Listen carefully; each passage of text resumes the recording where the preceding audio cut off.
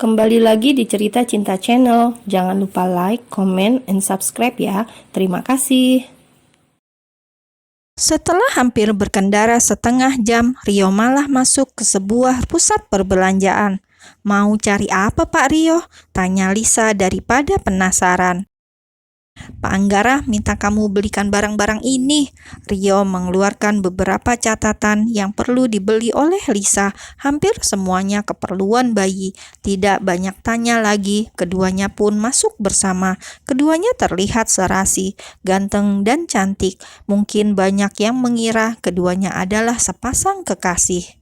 "Mari Kak, peralatan makannya, ada cangkir pasangan, begitu juga yang lain. Bisa request foto juga."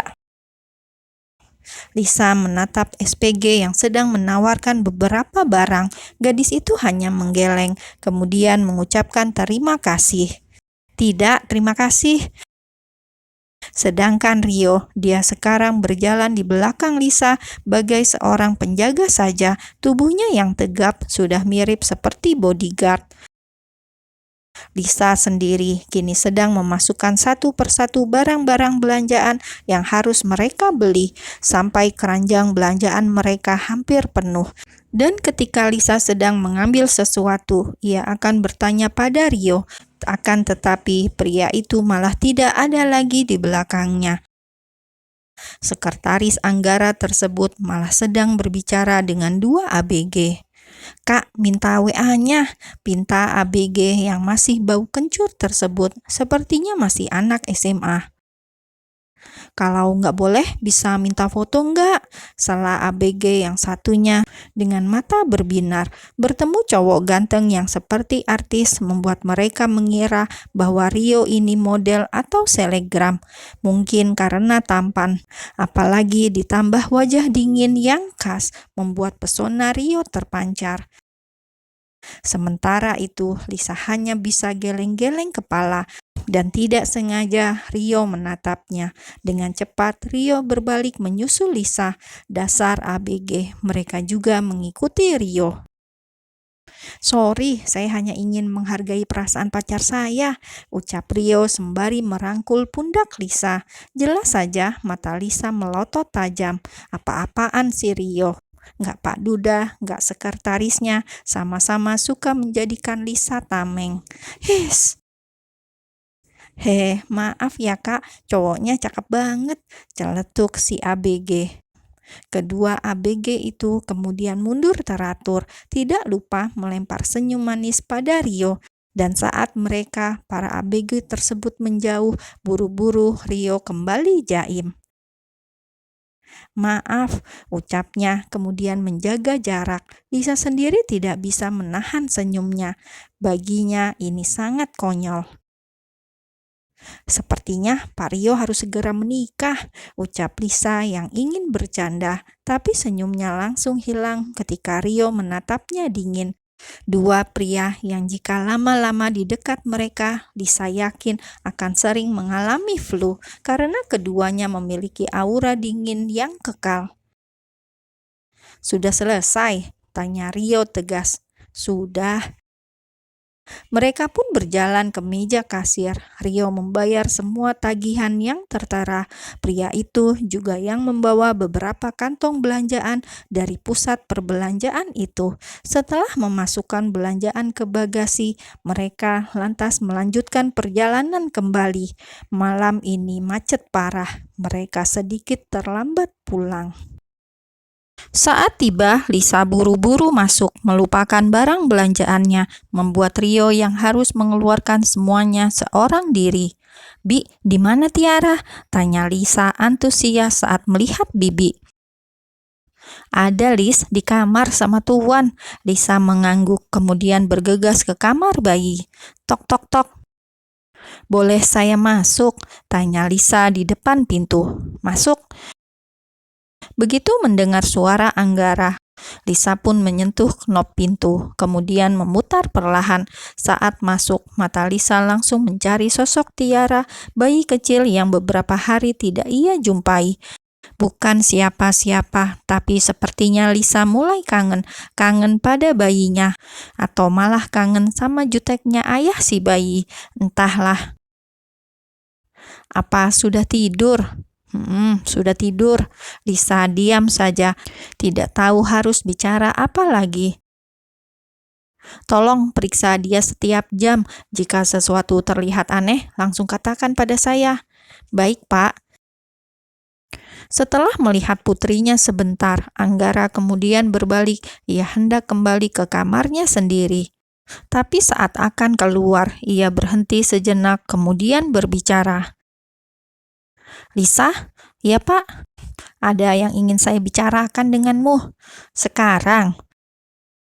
Lisa langsung menundukkan wajah ketika wajah Anggara berubah seram.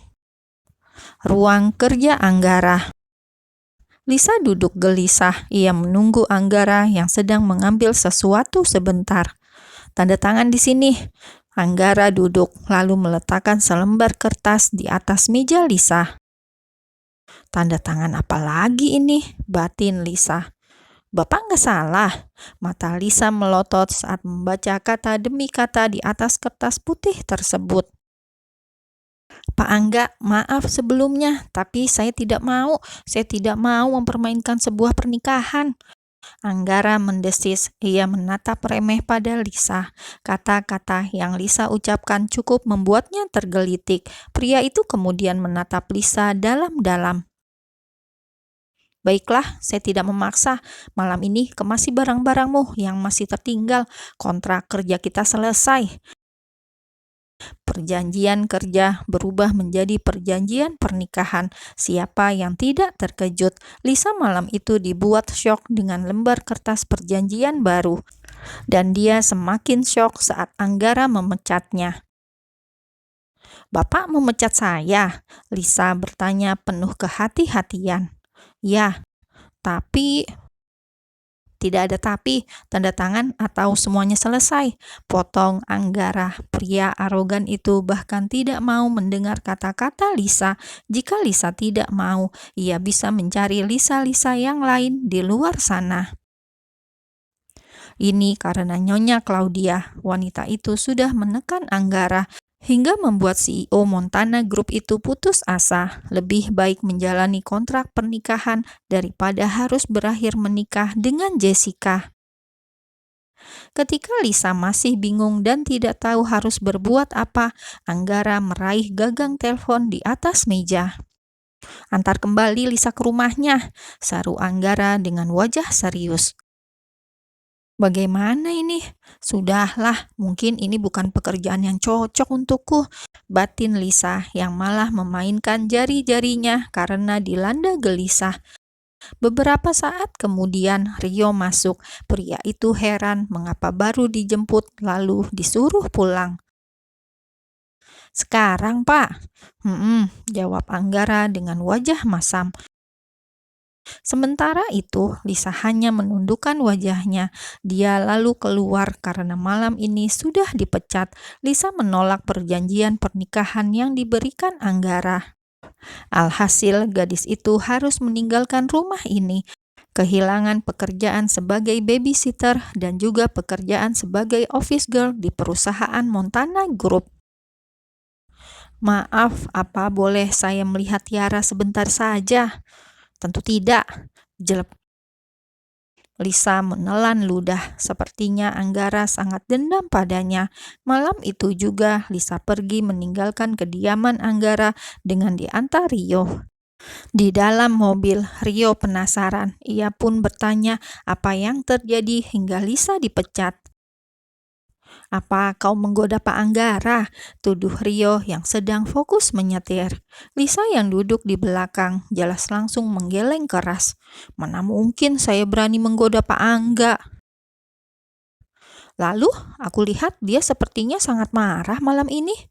Lisa memalingkan wajah, menatap jalanan malam yang lengah. Pak Anggara sangat aneh, dia mau bermain-main dengan pernikahan. Rio malah terbatuk-batuk. Pak Rio kenapa? Rio menggeleng keras. Kontrak pernikahan, tanya Rio kemudian. Iya, lalu kamu menolaknya? Iya. pantas dia marah.